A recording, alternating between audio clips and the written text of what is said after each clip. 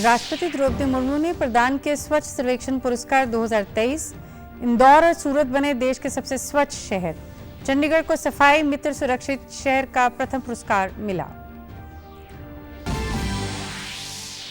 मुख्य सचिव संजीव कौशल ने चंडीगढ़ में खान एवं भू विज्ञान पर राज्य स्तरीय टास्क फोर्स समिति की बैठक की अध्यक्षता की।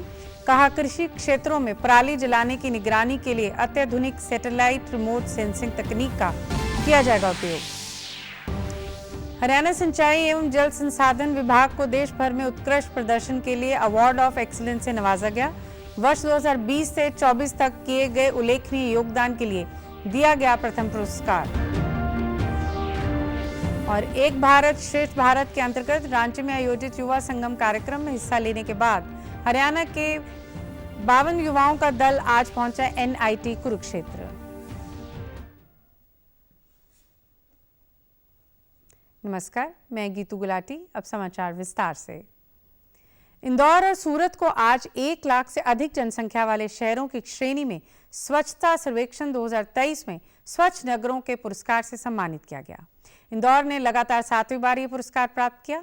इसी श्रेणी में नवी मुंबई को तीसरा स्थान प्राप्त हुआ।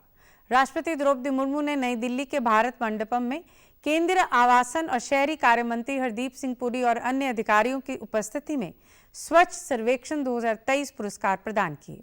1 लाख से कम जनसंख्या वाली श्रेणी में महाराष्ट्र में सासवाद, छत्तीसगढ़ में पाटन तथा महाराष्ट्र में लोनावाला ने स्वच्छ शहरों में 3 शीर्ष स्थान प्राप्त किए। इस बीच महाराष्ट्र को राज्यों की श्रेणी में स्वच्छता के लिए पहला पुरस्कार, मध्य प्रदेश को द्वितीय पुरस्कार और छत्तीसगढ़ को तीसरा स्वच्छ राज्य पुरस्कार दिया गया। उत्तर प्रदेश से वाराणसी और प्रयागराज ने स्वच्छ गंगा नगरों में से 2 शीर्ष स्थान प्राप्त किए। वहीं चंडीगढ़ को सफाई मित्र सुरक्षित शहर की श्रेणी में पहला पुरस्कार प्राप्त हुआ। सबसे स्वच्छ राज्य की सूची में पंजाब 7वें और हरियाणा 14वें स्थान पर रहा। चंडीगढ़ को 11वां और मोहाली को 82वां सबसे स्वच्छ शहर आंका गया। इस दौरान राष्ट्रपति द्रौपदी मुर्मू ने अपने संबोधन में कहा कि केंद्र सरकार तथा अन्य संगठनों ने देश में स्वच्छ भारत मिशन को महत्वपूर्ण आंदोलन बनाने में अहम भूमिका निभाई है। उन्होंने कहा कि स्वच्छ भारत मिशन इससे जुड़े लाखों लोगों को आजीविका प्रदान करता है। राष्ट्रपति ने स्वच्छ भारत मिशन में योगदान के लिए सफाई मित्रों का धन्यवाद भी किया और कहा कि इस मिशन में उनका योगदान अत्यंत उल्लेखनीय रहा है। नागरिकों और सबसे बढ़कर हमारे सफाई मित्रों ने निष्ठापूर्वक योगदान दिया है। ये पूरे देश के लिए गर्व की बात है कि पिछली गांधी जयंती के एक दिन पहले यानी 1 अक्टूबर के दिन प्रधानमंत्री जी की प्रेरणा से करोड़ों देशवासियों ने स्वच्छता के लिए श्रमदान करते हुए 1 तारीख 1 घंटा एक साथ कार्यक्रम को सफल बनाया है। अधिक से अधिक वस्तुओं को रिसाइकल और रीयूज करने की सर्कुलर इकोनॉमी की पद्धतियाँ सस्टेनेबल डेवलप के लिए सहायक सिद्ध हो रही है। वेस्ट मैनेजमेंट के क्षेत्र में भी ऐसा प्रणाली अत्यंत उपयोगी सिद्ध होगी। इस अवसर पर आवासन और शहरी कार्य मंत्री हरदीप सिंह पुरी ने कहा, 4447 शहरों में 1 लाख स्थल स्वच्छ सर्वेक्षण के काम के लिए दिए गए हैं और 12 करोड़ नागरिकों की प्रतिक्रिया प्राप्त हुई है। उन्होंने कहा कि 2014 में केवल 15 से 16% कचरा वैज्ञानिक रूप से संसाधित किया गया और वर्तमान में कचरे के 76% भाग को संसाधित किया जा रहा है। Has never been imagined or implemented anywhere in the world. माननीय राष्ट्रपति जी, मुझे यह कहते हुए गर्व है कि आज भारत में सभी अर्बन लोकल बॉडीज ODF हैं।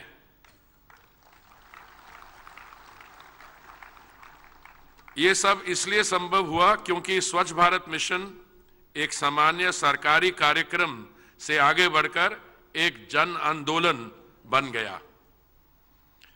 ये मिशन अंत्योदय से सर्वोदय की कल्पना का एक जीता जागता उदाहरण है।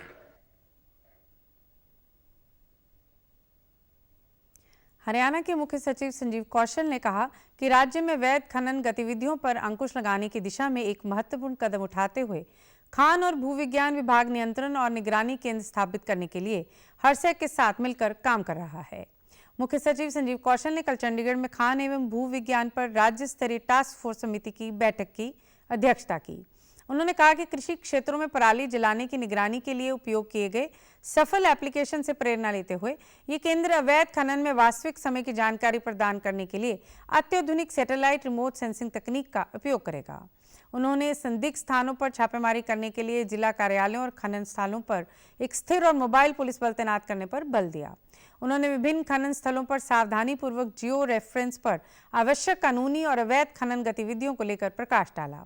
मुख्य सचिव ने विभाग की तकनीकी प्रगति की सराहना करते हुए पुराने ई रावण प्रणाली की जगह प्रदेश में HMGIS पोर्टल के सफल लॉन्च पर प्रकाश डाला। उन्होंने कहा कि वजन केंद्रों पर फोटो व CCTV से पारदर्शिता और जवाबदेही में और अधिक वृद्धि हुई है।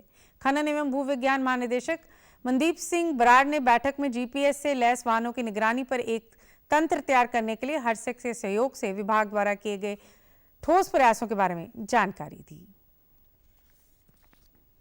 मुख्य सचिव संजीव कौशल ने कहा कि राज्य में प्राथमिक कृषि ऋण समितियों को सशक्त बनाने के उद्देश्य से कई शुरुआत की जा रही हैं। पैक्स के माध्यम से बेहतर स्वास्थ्य देखभाल पहुंच, ईंधन उपलब्धता और समग्र सेवा वितरण करने का लक्ष्य निर्धारित किया गया है।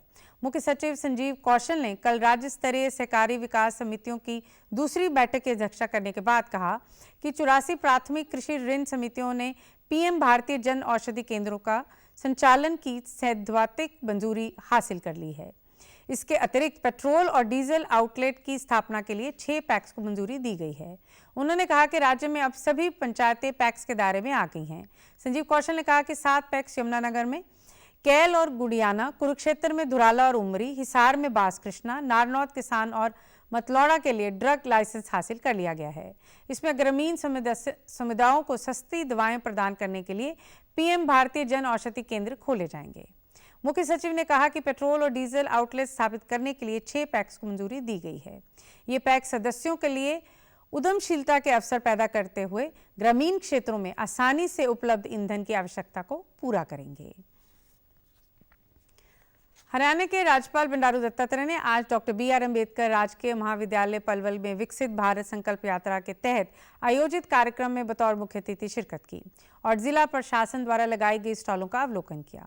इसके उपरांत एक स्कूल के वार्षिक उत्सव में शिरकत की। इस अवसर पर हरियाणा भूमि सुधार एवं विकास निगम के चेयरमैन एवं होडल के विधायक जगदीश नायर, विधायक दीपक मंगला, विधायक प्रवीण डागर सहित जिला प्रशासन के अधिकारी मौजूद थे।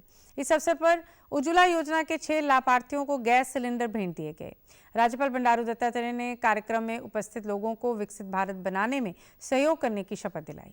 राज्यपाल ने कहा कि हरियाणा राज्य के कल्याण और उत्थान के लिए समर्पित विकसित भारत संकल्प यात्रा को देश के प्रधानमंत्री नरेंद्र मोदी द्वारा शुरू की गई है। विकसित भारत संकल्प यात्रा के माध्यम से सरकार की योजनाओं को पंक्ति में अंतिम छोर पर खड़े हुए व्यक्ति तक पहुंचाने का प्रयास किया जा रहा है।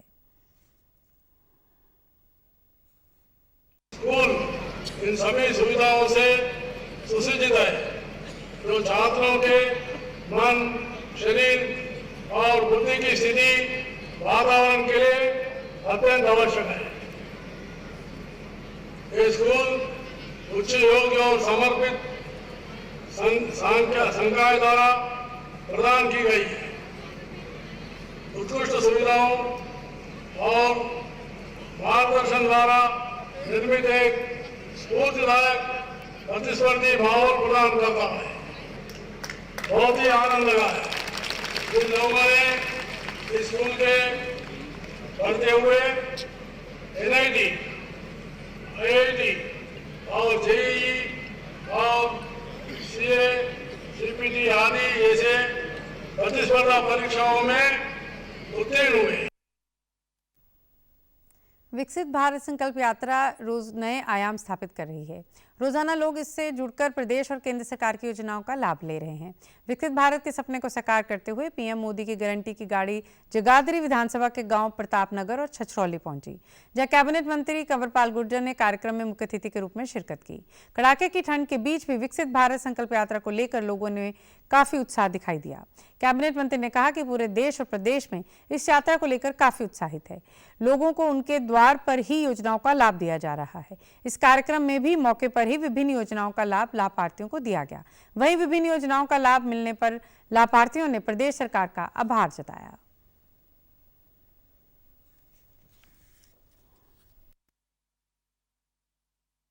कि बहुत ही अच्छा रिस्पांस है इसका और बहुत से लोगों के काम यहाँ पे हो रहे हैं। और अभी जैसे यहाँ पे लगभग 30 के करीब पेंशन है और 40-45 के करीब जो आयुष्मान है वो भी इनके यहाँ बड़े हैं।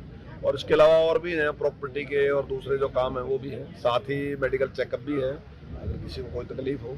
अभी हम खिदराबाद थे, वहाँ भी इसी प्रकार से काफ़ी बड़ी संख्या में वहाँ भी लोगों के इस प्रकार के काम है। तो रोजाना सभी गाँव में जा रहे और प्रत्येक गांव में जाके इस प्रकार से मैं समझता हूँ काफी बड़ी संख्या में जो है और राहत लोगों को मिल रही है काम। हालांकि ये नहीं कि सारे काम हो गए, कुछ लोगों के रह भी गए हैं, तो उसके बाद भी ऑफिस में आके वो काम कर सकते हैं। कुछ लोगों को इस बात की जानकारी भी मिलती है कि कौन सा काम किस ऑफिस से होगा और किस प्रकार की राहत सरकार ने की। जैसे सरकार ने अभी जिन लोगों की 1 लाख से कम इनकम है और अगर ये बिजली का बिल उनका 1800 यूनिट से कम है तो उनका सारा बिल जो है वो 3600 रुपए में उसका माफ कर दिया। मुझे सरकार द्वारा बीपीएल राशन कार्ड पे गेहूँ बाजरा फ्री मिल रहा है और मैं सरकार का मेरी बुढ़ापा पेंशन बगैर तोड़ ताड़ के या किसी के उसमें फैमिली आईडी के आधार पर और मेरी बुढ़ापा पेंशन लगी है। मैं मुख्यमंत्री प्रधानमंत्री सबका दिल से स्वागत करता हूँ। विकसित भारत संकल्प यात्रा कल रोहतक जिला के सांदी गांव में पहुंची। इस अवसर पर हुए कार्यक्रम में हरियाणा भाजपा के प्रदेश प्रभारी विप्लव कुमार देव ने मुख्य अतिथि के तौर पर शिरकत की। इस दौरान कार्यक्रम में उपस्थित लोगों ने भारत को वर्ष 2047 तक आत्मनिर्भर और विकसित राष्ट्र बनाने का संकल्प लिया। कार्यक्रम के दौरान विभिन्न विभागों द्वारा स्टॉल लगाकर लोगों को मौके पर केंद्र व प्रदेश सरकार की योजनाओं का लाभ दिया गया। कार्यक्रम के दौरान अपने संबोधन में भाजपा के प्रदेश प्रभारी विप्लव कुमार देव ने प्रधानमंत्री नरेंद्र मोदी के नेतृत्व में चलाई जा रही योजनाओं का जिक्र किया। उन्होंने कहा कि मौजूदा सरकार ने आम आदमी के हित में अनेक कल्याणकारी योजनाएं चलाई हैं, जिनका सीधे तौर पर लाभ मिला है। वहीं रोहतक लोकसभा क्षेत्र से भाजपा सांसद डॉक्टर अरविंद शर्मा ने कहा कि केंद्र व प्रदेश सरकार की योजनाओं का लाभ देने के लिए ही विकसित भारत संकल्प यात्रा चलाई जा रही है। उन्होंने लोगों से इन योजनाओं का लाभ उठाने की अपील की। सबका साथ सबका विकास जो हमारा मंत्र, उसी दिशा में ही काम करते हैं। इसलिए कोई भी विधायक को, कोई भी, मैंने मंच में भी बोला, किसी भी पार्टी का उस प्रदेश में सत्तासीन सरकार हो, मोदी जी के अंदर ये बात नहीं है। इसीलिए तो मोदी बाकी सबसे अलग है। वो देश के जनता के लिए काम करते हैं। जब प्रधानमंत्री बन गए वो पूरे 140 करोड़ देशवासियों का प्रधानमंत्री है और उसी दिशा में काम करते हैं। मैं आपके माध्यम से अपोजिशन को भी कहना चाहूँगा, आप लोग भी ज़रा सीख लीजिए, उस दिशा में काम करिए, इससे आप लोगों का भी सुधार हो जाएगा। नहीं तो अगले कुछ महीनों में सुपड़ा साफ होने वाले हैं और यदि बचना चाहते हो थोड़ा बहुत मोदी जी के अनुसरण कर लो, यही एक रास्ता। जो बुजुर्ग दफ्तरों में नहीं जा सकता, जो बुजुर्ग लिखना पढ़ना नहीं जान सकता, जो बुजुर्ग ऑनलाइन काम नहीं आता, जिसके घर में कोई और नहीं है, उसकी अगर घर के बाहर में आकर के, घर के दरवाजे पर आकर के उसकी पेंशन बढ़ जाए तो आप देखें कितना बड़ा काम उसके लिए होगा। और इसी तरह से आयुष्मान कार्ड आप देखेंगे करीबन 55 करोड़ लोगों को देश में आयुष्मान कार्ड बने हैं। आपके भी गांव में बनादर जी ने बताया कि कितने हजार आयुष्मान कार्ड बन गए हैं। तो आप देखिए मोदी जी की गारंटी है 5 लाख रुपए हर आयुष्मान कार्ड होल्डर को 5 लाख रुपए का इलाज वो अपना करा सकता है। उससे भी आगे बढ़ करके हरियाणा सरकार ने माननीय मुख्यमंत्री मनोहर लाल जी ने चिरायु योजना बनाई है, जिसमें 1,80,000 से जिसकी इनकम ज्यादा है उसको 3 लाख रुपए तक जिसकी इनकम है उसको भी 1500 रुपए दे करके उसका भी कार्ड बन रहा है। लोग इसका भी।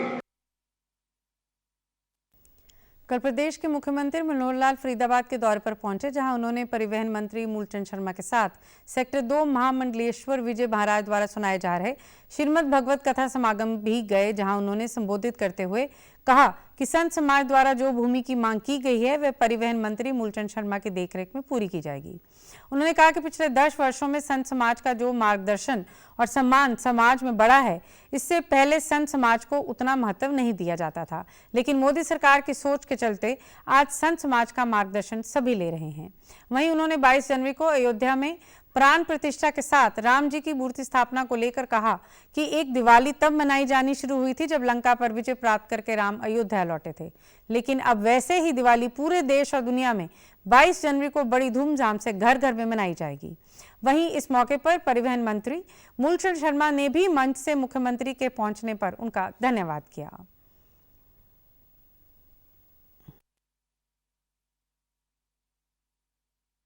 भगवान श्री रामचंद्र जी जब श्रीलंका विजय प्राप्त करके अयोध्या लौटे थे तो उस दिन वो दीपावली मनाई गई थी, और हजारों वर्ष के बाद एक दीपावली इस वर्ष 22 जनवरी को मनाई जाएगी। उतना ही उसी प्रकार का महत्व इस दीपावली का होगा। हम सब लोग प्रतीक्षा उसकी कर रहे हैं, और समाज हित में किए जाने वाले काम वो हमारे लिए प्रेरणा का विषय होगा कि समाज के सब हम काम करेंगे।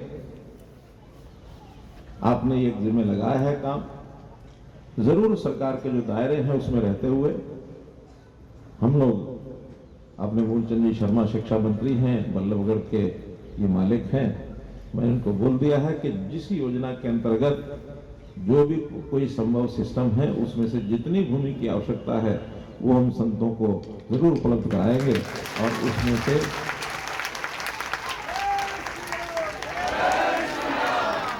ये दायित्व संतों की ओर से अब शिक्षा मंत्री मूलचंद जी का है। इसको कैसे पूरा करना है मुझे बता देंगे, हम वैसे ही पूरा करेंगे।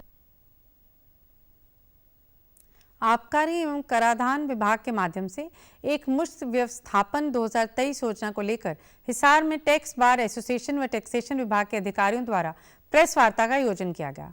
इस दौरान अधिकारियों ने बताया कि इस योजना के तहत 1 जनवरी से 30 मार्च 2024 के तहत जीएसटी लागू होने से पहले 7 अलग अलग कर अधिनियमों से संबंधित मामलों में लंबित करों की अदायगी में ब्याज और जुर्माने में छूट के साथ 4 श्रेणी निर्धारित करते हुए करों की अदायगी की जा सकेगी। ये स्कीम विभाग की 30 जून 2017 तक की अवधि के तहत बकाया टैक्स राशि के निपटान का अवसर प्रदान करेगी। उन्होंने कहा कि इस स्कीम के तहत वैल्यू एडिड टैक्स यानी वैट की 7 अलग अलग टैक्स समस्याओं का समाधान किया जा सकेगा।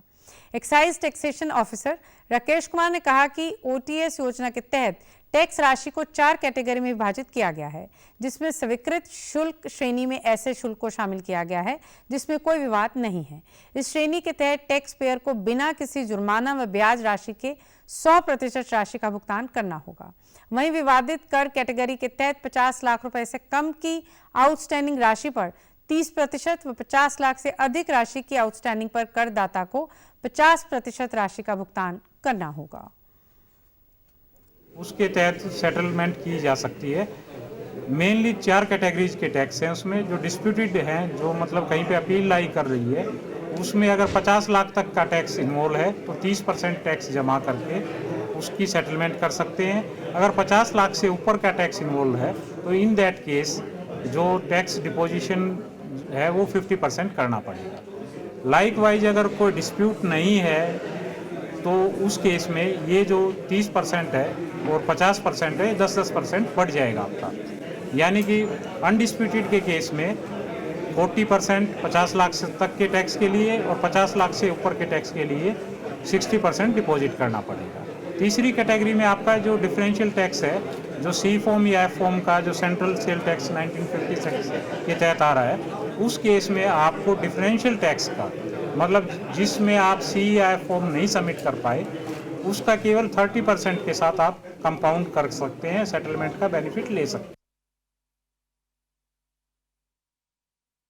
ईंधन एवं गिरते भूजल स्तर को बचाने के लिए प्रदेश के सिंचाई एवं जल संसाधन विभाग के प्रयासों और राष्ट्रीय जल विज्ञान परियोजनाओं के सफल क्रियान्वयन में हरियाणा सिंचाई एवं जल संसाधन विभाग को देश भर में उत्कृष्ट प्रदर्शन के लिए अवार्ड ऑफ एक्सीलेंस से नवाजा गया है।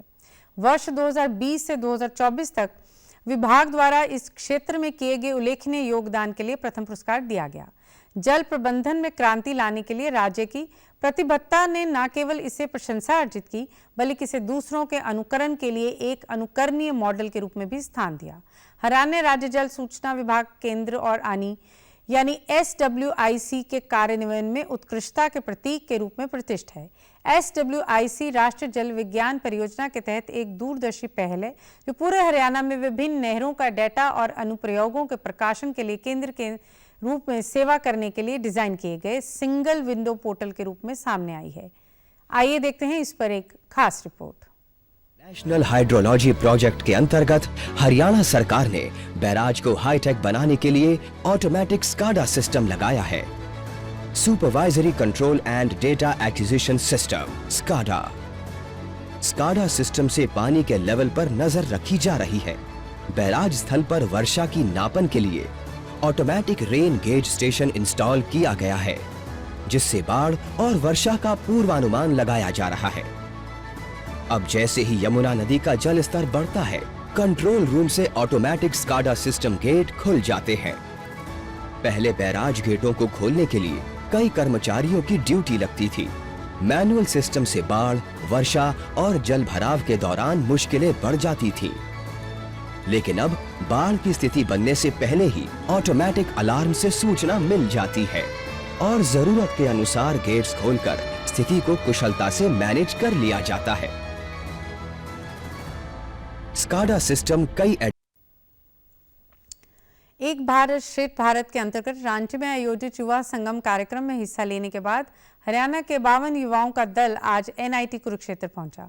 युवा संगम कार्यक्रम में शामिल होने वाले इन युवाओं ने झारखंड की संस्कृति, सभ्यता और विकास के बारे में जाना। इन युवाओं ने झारखंड राज्य भवन और विधानसभा का दौरा किया और अनेक कार्यक्रमों में हिस्सा लिया।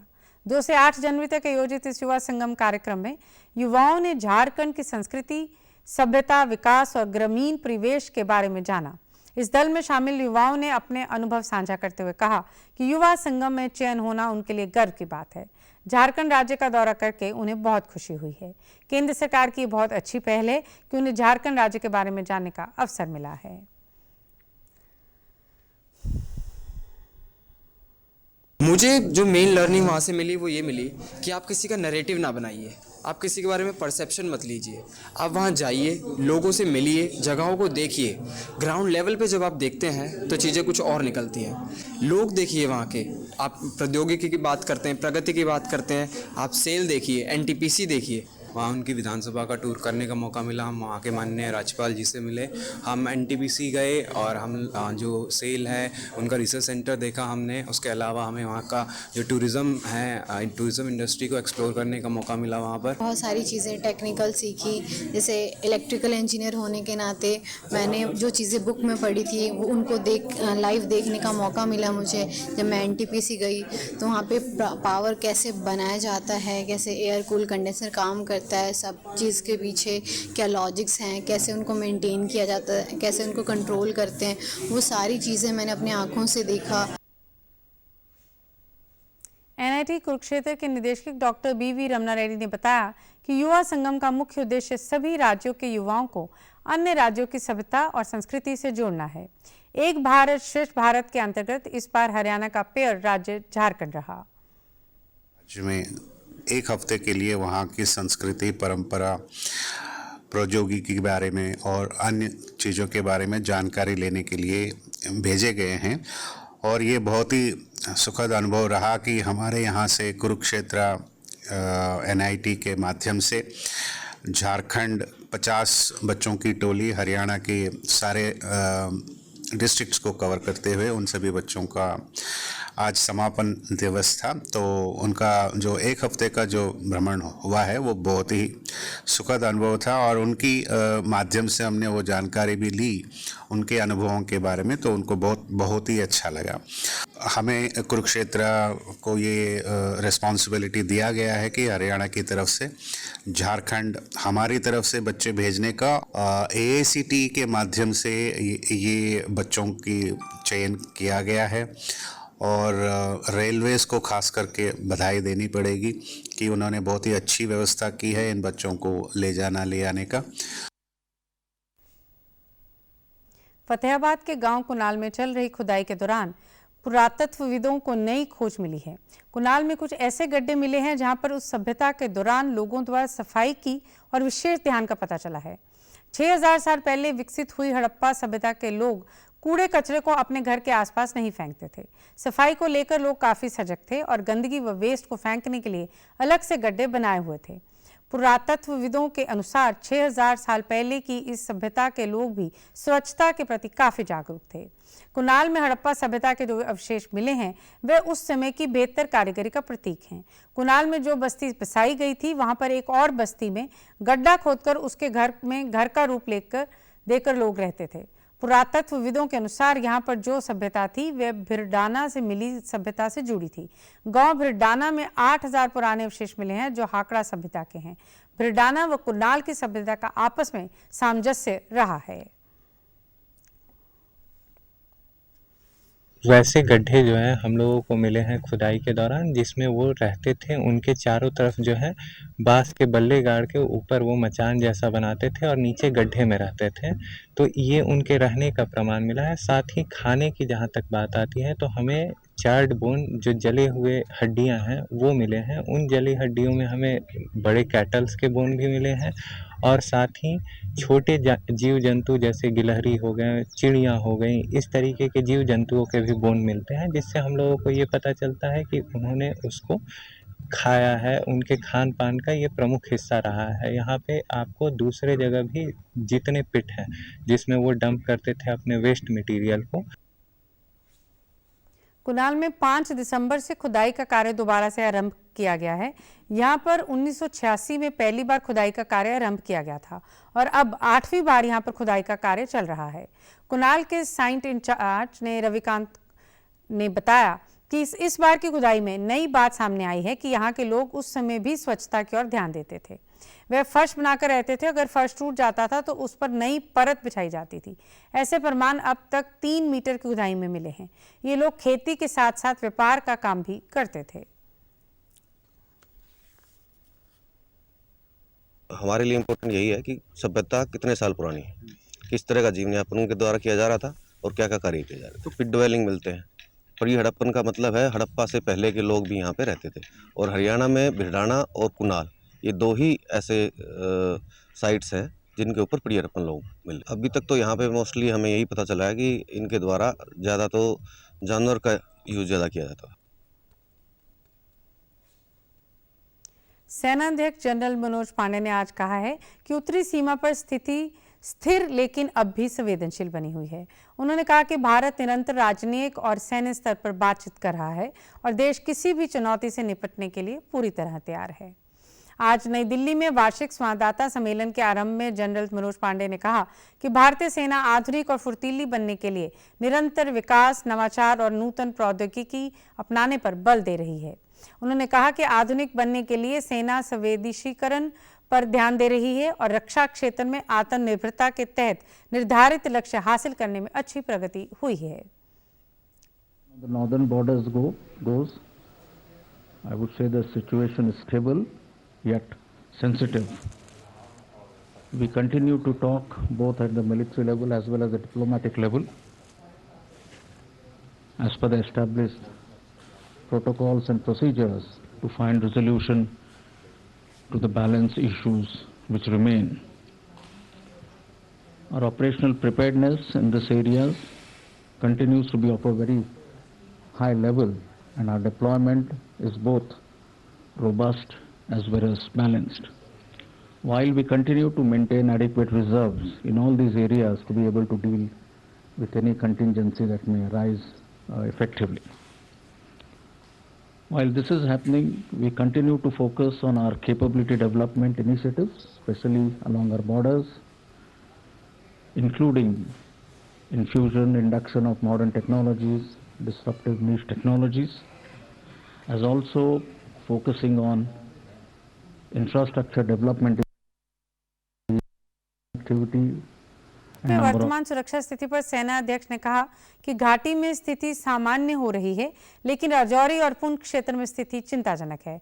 उन्होंने कहा कि पिछले 3 वर्ष में 45 आतंकियों का खात्मा किया गया है। पिछले वर्ष आतंकियों की घुसपैठ की 5 कोशिशें नाकाम की गई हैं। समाचारों में आज इतना ही। नमस्कार।